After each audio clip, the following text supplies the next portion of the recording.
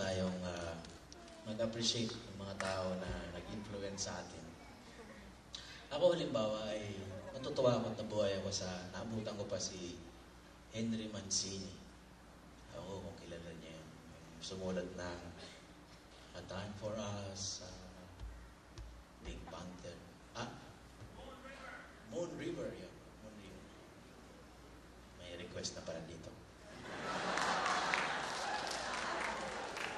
Isa rin sa influence ako, buhay, ay walang iba kundi ang isang musical genius na si Yoyoy Villame. Siyang sumulat ng kantang Battle of Mactan. Kaibigan ko matalig ang konsehal na sa Parañaque.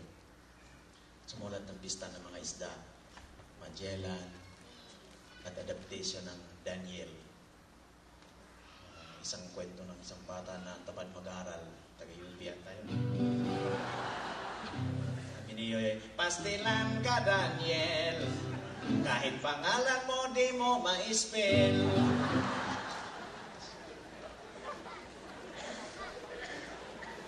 Kailangan nating matutong lumingon sa ating pinanggalingan. Bumalik. Kasi nga, sabi nga, hindi marunong lumingon sa pinanggalingan ay naglalakad ng matulin. Kaya nga hindi lumilingon. At ang naglalakad ng matulin ay nagtitipid.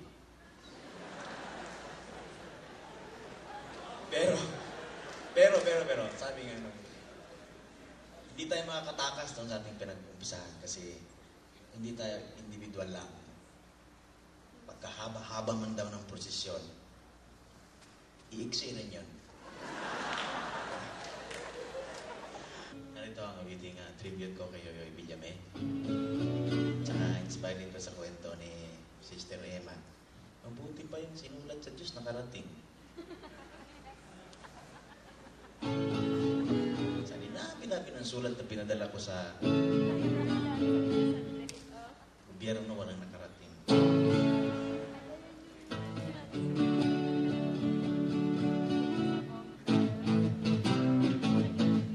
Sa lahat ng mga fans ko nagtatanong kung saan ako nakatira.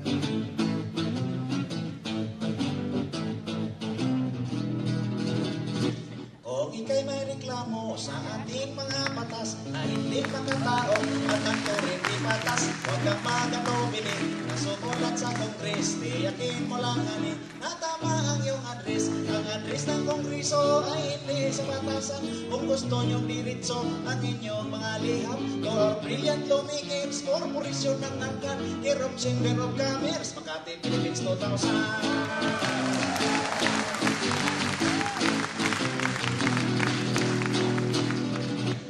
Ibang ginagawa at ibang sinasabi ni Commissioner nga ba at ni Pre-Secretary, kaagad di ba alam sa ating Presidente, basta kumplituhin lang ang isulat sa sobre. Ang address ng Pangulo ay hindi Malacanang. Kung gusto nyong diritso ang inyong mga liham, to the leader of the land, care of IMF World Bank, UN Corner nagtahan, Manila, Philippines 2000.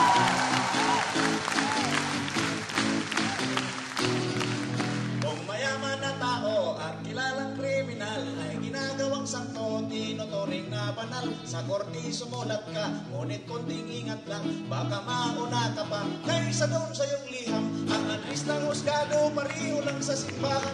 Kung gusto niyong diritso ang inyong mga liham, to the Holy Trinity, praise the Lord, I will be done. Camp Crami, Quezon City, Zip Code Philippines 2000.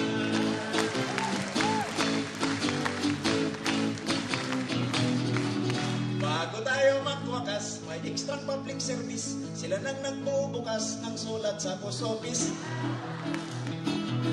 O galing magsikot, bilis ng time machine. Febrero nang ihulog, iniro nang dumating. Ito ay katuwaan ng katuwaan totoo.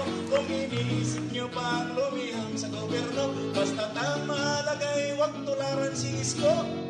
Habang nasusunog ang bahay, sumulat sa bumbiro.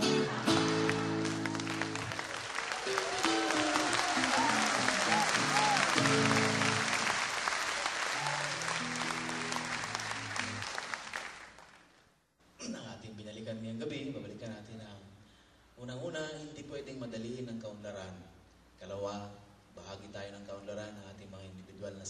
bahaging kaunlaran na yun. Ikatlo, masakit man tanggapin, ngunit ang kaunlaran ay paminsan-minsan na nangangailangan na iwanan natin ng mga ibang bagay at baguhin natin ating kaisipan. Pangapat, kung masigasig tayo, makakagawa tayo, meron tayong pag-asa. At ikalima, huwag nating ipakitid lang ating sarili sa ating sariling buhay, kundi i-recognize natin ang contribution ng ibang mga tao sa ating buhay ng para lumago. Dito siguro ako magdadagdag doon sa mga tumatawad sa akin. Sabi nila kasi, si Brother Garen naman kasi pag nag-concert, hindi nagpipreach ng Ebanghelyo.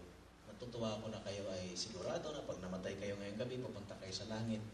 Natutuwa naman ako sa inyo dahil nanalig kayo kay Kristo, tinanggap niyo sa inyong buhay, pupunta kayo sa langit at ligtas na kayo. Natutuwa naman ako dyan. Ngunit, siguro, isang hakbang naman. Sabihin natin, hindi naman tayo napunta dito sa mundo at nabuhay sa mundo para maligtas. Naligtas tayo para mabuhay sa mundo. Sana mag-umpisa na tayo ng ating pag-abalan ngayon paano makikipamuhay at hindi lang yung paano tayo maliligtas.